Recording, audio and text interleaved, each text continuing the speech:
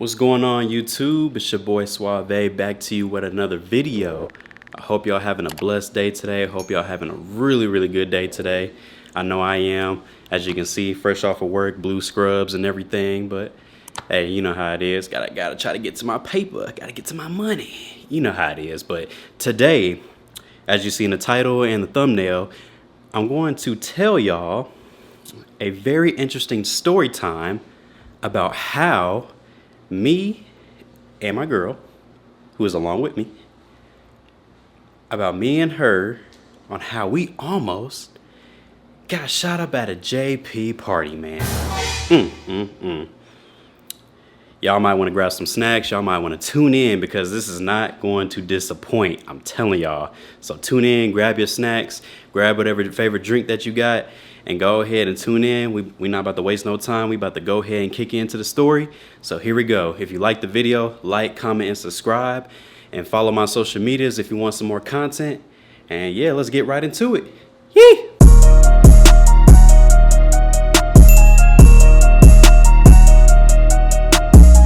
Alright, y'all, so like I said before, go ahead and grab your snacks. Go ahead and grab your favorite drinks, favorite snacks, favorite food, whatever you got in your, wherever your living situation is looking like, you know, whatever you got, just go ahead and grab it because we're going to get into this story time, man. I'm telling y'all, it will not disappoint. So look, to start off, we're going to go back a couple months ago.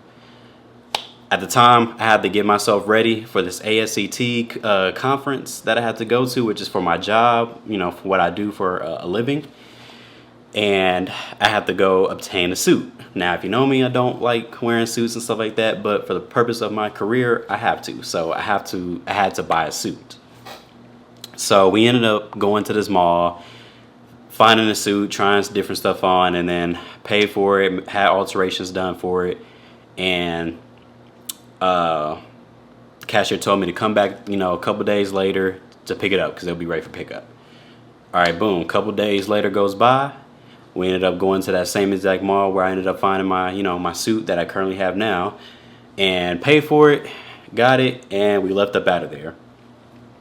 So while we left up out that store the same day, we went to different other malls, or not malls, excuse me. We went to other stores inside the mall to see if we need any other necessities that we need for this trip, because we were driving from Phoenix to San Diego, which is about a 5.5 hour drive, give or take. So we ended up going to Ross and, you know, just doing some little shopping in there, and then eventually we ended up leaving Ross. And as we leave Ross, we come across these two party promoters. It was a boy and a girl. And alongside with them, they had this artist. I won't mention his name, but he's like an Afro artist. He makes like Afro music. And I listened to a couple of his songs, and he has some you know, good creative music skills. So he has a couple of dope songs. But he was with them, you know, chatting it up with other people, you know, promoting the party and saying like, hey, you know, JP is gonna be there. So they stopped us and was like, hey, y'all, like, y'all know about JP and this is that and the third. And my girl listened to JP more than me. I don't really listen to JP, but I know who he is. Now, for y'all who don't know who JP is, maybe y'all do know, maybe y'all don't, but JP is this up and coming artist that is coming out of Milwaukee.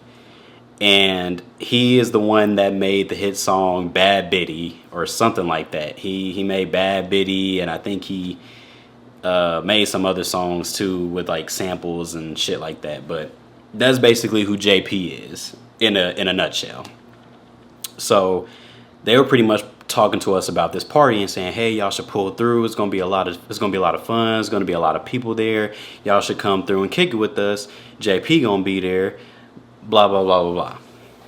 Now, if you know me, I don't really like in a moment of time, I don't really like being approached by people. Like, I be feeling like people would be trying to make a sale and stuff like that, which, hey, you know what I mean? Hey, get your money how you can, but I just didn't want to get approached that day. I'm just kind of like in the zone. I'm focused on this trip and stuff like that. You know how it is. You know how it is. So we basically was like, okay, we'll take into consideration. So we ended up leaving, planned our trip, you know, that same night as we left, went to San Diego, did the conference, blah blah blah blah. So now we're moving forward in the time of the story. So this is like, now we're fast forwarding to the second to last week of May, right? So after we get back from the trip, we're relaxed and, you know, just chilling for the night, getting some sleep. Now Saturday comes. This is Saturday morning. So we're doing things during that, excuse me, during the Saturday, and Saturday evening comes about. So this is the evening time now. I know I'm kind of all over the place. So basically, this is Saturday. We did like our plans and stuff that we had planned all Saturday morning and afternoon, and then Saturday evening came where we're just chilling. We decided to be like, oh, let's go to that JP party and, you know, see what's going on. Now I've totally forgot about the JP party. I ain't gonna lie. But my girl brought it up and said, yeah, I think you should go to try to network with people and try to get out your comfort zone. Because if you know me, I like to stay in my shell. I don't really like to come up and talk to people like that. You know, some days, you know what I mean? I just want to be to myself. You know how it is.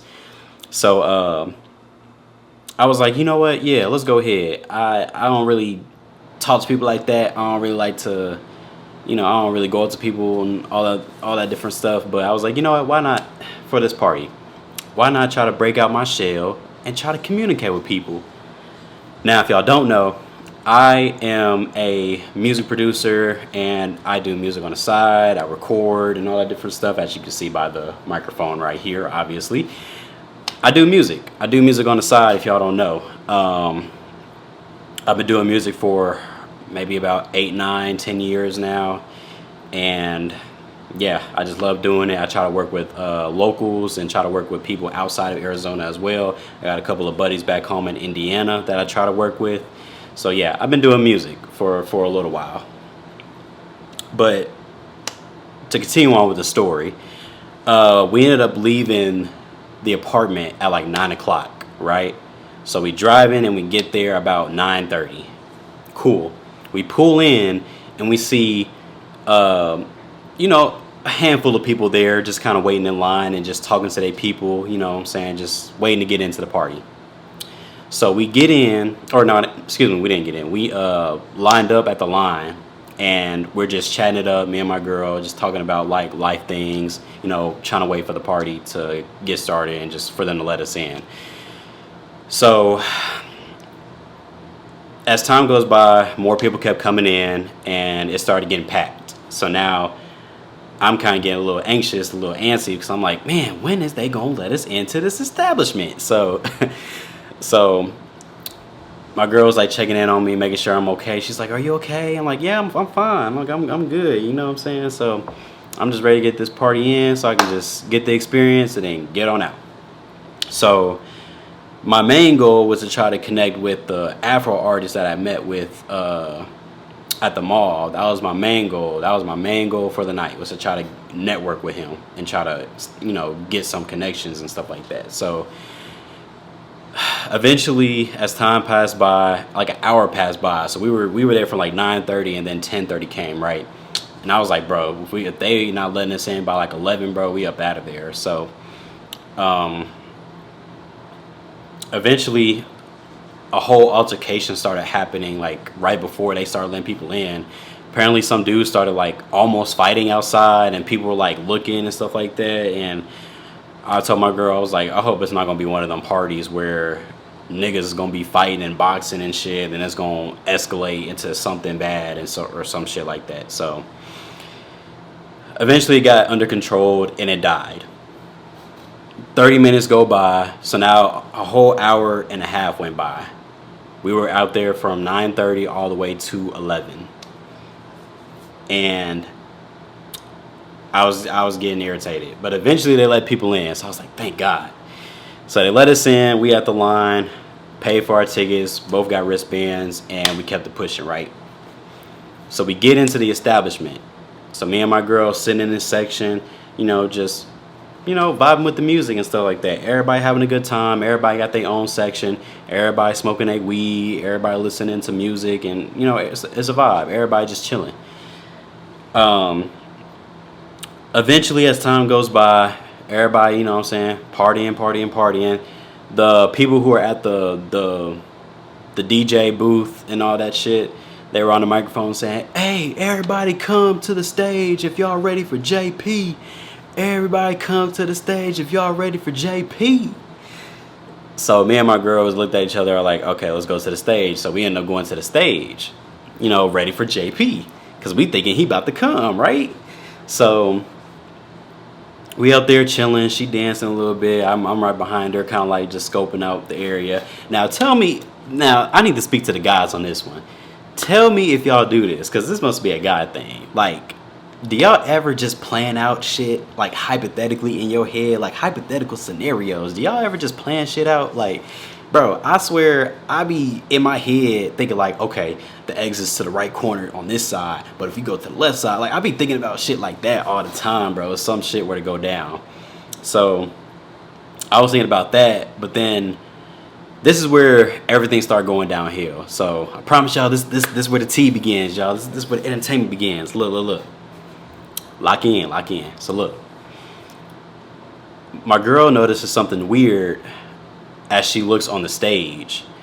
There are maybe 3 or 4 dudes up on stage dancing, and then there's like the guy with the camera. He got the flash on, you know, just recording the vibe, recording the experience and stuff like that. She notices that they're throwing up some hand signals, right? They're throwing up some hand signals. And so my girl sees that. And so she looks at me and whispers in my ear, "Baby, they throwing up gang signs," pretty much. And so she was like, "We got to get up out of here." And I was like, damn, man, I hope it doesn't turn into these type of parties, man. I really hope it don't. So I wasn't worried. I wasn't like anxious or anything. My anxiety didn't kick in or nothing like that. So I'm like, okay, just stay calm and stuff like that. You know, I'm telling myself that. So I'm peeping around, just scoping the area and seeing what's going on and shit. Now, keep in mind about this establishment, there were only 2 exits. One exit was blocked off, and the other had people coming in while people exiting at the same time. So we couldn't even use the other exit that was in the corner because it was blocked off. So that was already bad within itself. Plus, the windows are barbed. So even if you wanted to try to leave out the window, you're not getting far. It's barbed. So we noticed something was happening by the exit door, and we seen like a brawl almost started to happen. So the people on stage were like, "Hey, get him out of here, blah blah blah. You know, we don't need none of that stuff happening, da da da da." So they locked the doors on everybody. Everybody's in one corner. Everybody's seeing what's happening. We kind of like discombobulated because we don't know what the fuck is going on. So we just seeing what's going on. They locked the doors so that everybody's in the building. They couldn't leave. Everybody couldn't leave. So apparently they thought that they had the situation under control. And so they thought they locked the people who are fighting outside. But in reality, they were still inside the building. Still inside. They thought they had them outside. They were still inside the building. The messed up part about it, there was no fucking security. Where's the security? Like, bro, these securities, bro, big as hell, but not doing shit. So there was literally no security trying to stop these niggas at all. So it was, bro, you had regular people who was at the party trying to stop these niggas from brawling. So a whole brawl just happens out in the mist, right? Everybody boxing and stuff like that. Like, majority of people's in the corner. Me and my girl in the corner seeing shit happen. There are like a handful of people brawling, right? So then, okay, I'm still remaining calm because, okay, there's a lot of stuff's happening. I'm remaining calm. Then it got into the point where some random ass girl decides to run to the back of this storage area. Now, if you know black people, I'm just keeping it a buck for black people 101. If you see one person running, guess what? The whole population in that room is going to run in the same direction that you're running in. I don't know why we do that, but we do that. So one girl ran into the storage shed area, and everybody else runs. My girl's in front of me. I'm right behind her. I'm pushing her to go, go, go. I'm like literally pushing her. I'm keeping her up to make sure she's not trampled or anything, but I'm like literally pushing her to like go. So we get into the back storage area. Shit is broken. Glass is everywhere. Bags are torn. I think it was like compost was everywhere. Like it was bad. That room was trashed, pretty much essentially. And so this one dude next to me, he pretty much, I felt bad for him, bro, but he was literally like right next to me, and he was like, dude, I don't even know what's going on, dude. Like, dude, what's going on? And in my head, I'm like, damn, nigga, you better get in the game, nigga. Some shit about to go down. So he told me that, and then my girl was okay. Unfortunately, she had dropped her phone, but thank God somebody was nice enough who picked it up, gave it back to her. But yeah, so everybody's in the storage shed at this point in time, right? It's hella of us in there. And then the person who owns the venue comes to the storage area, and he yells, "Everybody get out the storage area right now. Everybody get out. This ain't the jungle gym." Like, you know, he was like mad. He was mad as hell. So everybody gets out, and we kind of like by the door frame, kind of between the stage area and the back storage area. Niggas are still brawling, still fighting. So I put my girl behind me to make sure nothing is happening. You know what I'm saying? I gotta keep her protected and shit. So the dude on stage is like, "Man, y'all scared, man. Ain't nothing about to happen. They not on nothing." And so we wasn't paying attention to him, bro. We was trying to get, at that point, we had made the conscious decision to get up out of there at that point, because we already knew where this was about to go. So my girl was like, we gotta get to the exit. And I told her, hold on, like, let's just wait a little minute. She said, no, we gotta get to the exit door right now. And I was like, all right, I'm gonna push you. I'm gonna push us in that direction. So just be ready for anything to pop off. Okay, we gonna go to the door. So we moving, y'all. We didn't. I'm pretty sure people looked at us and was like, what the fuck are they doing? Everybody's still in the corner, right? Everybody's still hugged up against the wall in the corner. Me and my girl decided to go to the exit door, the only door that they have locked that people can only get out in. But they locked the door. Remember, keep in mind, I said they locked the door, right? Could nobody get out. So we went through the brawl. But at this point, as we're walking, the brawl is kind of cleared up a little bit. We see a nigga with his mouth bleeding, bro. His mouth was red. Blood was dripping. And I was like, damn. So I seen one of the dudes, some random dude, he had a holster, right? You know, people be like concealed carrying, and you know, they have like open carrying holsters and shit. But I seen he had a holster. There was no gun in his holster.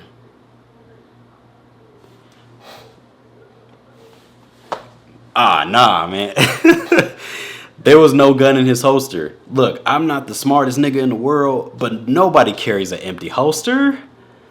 Nobody carries an empty holster. So look, I told my girl, I was like, he don't got no gun in his holster, bro. I mean, somebody got their gun out, bro. So we get to the door. We trying to open the shit. The shit is locked. It was a no-go. We telling the dudes to open up the door. Somebody open up the damn door. So we was just trying to get up out of there. So there's a whole other dude who was like right next to us. He was in panic mode. I cannot tell you, when I was talking to this man, my words were going in one ear and right out the other. He did not hear what I was saying. He was opening the door. I asked him, yo, did they lock the door? No response. I said that same question maybe like 3 or 4 times, and he did not respond. He was in panic mode, full-fledged panic mode. And so eventually the dude on stage, who's like one of the people that's like hyping up the party and stuff, he's like, don't open up that door, and all that different stuff. He's like, man, what's wrong with you? At that point, I was about to say some words, but at that point I was like, I looked at the dude who was in panic mode. I said, look, nigga, go ahead, use your elbows. I'm gonna use my legs. We gonna get this door open today, man. We gonna get this shit open. All right. Go ahead on a count of 3, nigga. We about to get this shit open. So, and so in my head, I was like, bro, we might as well kick this shit down because, bro, whoever the owner is, he'll be all right. He got insurance. He can pay for that shit. So, eventually, whoever had the keys ended up coming to the door. But he took his sweet time getting to the door. Like, I mean, he walked like nothing, like no conflict. He just walked past what's happening. He literally took his sweet time to open the door. Right? He eventually opens up the door, but he ends up blocking us so me and my girl couldn't get out. He had his arm, like, you know how dudes be chilling on the door. They'd be like that's what pretty much what he did. We couldn't get around him. So as soon as he opened the door, right, there's a whole other dude to the right of us. And so he dropped something on the ground. And I was like, what the fuck was that? He picked it up, and then I seen something black. And I was like, this nigga got a gun, bro. Like, what the fuck? So, here's the messed up part. Me and my girl locked eyes with this dude. We looked at him. He looked at us. Me and my girl looked at each other. And then we looked back at him again. And so, he basically said, in short term, y'all need to get the fuck up out of here. At that point, we already knew some shit was about to go down. So we the guy ends up opening the door, and we pretty much just pushed this nigga out the way because he wasn't moving. So we end up getting outside, and we see another nigga standing outside. He got his pole on him. He got his whole gun. And so I'm like, damn, they about to shoot it up, bro. So we running towards the car. I told my girl, go, get in the car, go. So she got on her side, and I'm still trying to get to my side. And then right when I got to my driver's side, shots let off. Yep, I said it. Glocks was busting and all that different shit, bro. Everybody was shooting. I'm over here ducking and shit. I'm like, damn, what the fuck? So I get in the car. My girl is like, breathing hard. She's like trying to keep herself composed and stuff. I told her, grab me my pole. She grabbed it. I rack it back, just in case if I needed to use it, just in case. I don't condone violence, but in the need to protect ourselves, I felt like it was appropriate to grab my gun out the holster, rack it back, and just be prepared for any shit to go down. Right, so we driving, and I'm trying to get past. This big ass U-Haul truck. I'm like, damn, who parked right here? So I thought my car couldn't fit. So I was like, damn, we about to be stuck here. But eventually, I ended up making it work. So I didn't scratch my car or nothing. So we ended up going, and this car that was in front of us, who tried to get out at the same time we did, he was taking his sweet time. I'm like, bro, why do niggas take their time when they know a shootout's about to happen? I don't understand that. But we ended up going, and as we drive past the light, shots are still getting let off. They still shooting it up. So we ended up leaving, right? And we driving, we calling people, like, telling them like what happened and shit. Like we're spooked pretty much. We ended up getting back to the apartment, and we literally could not sleep for a good couple of hours.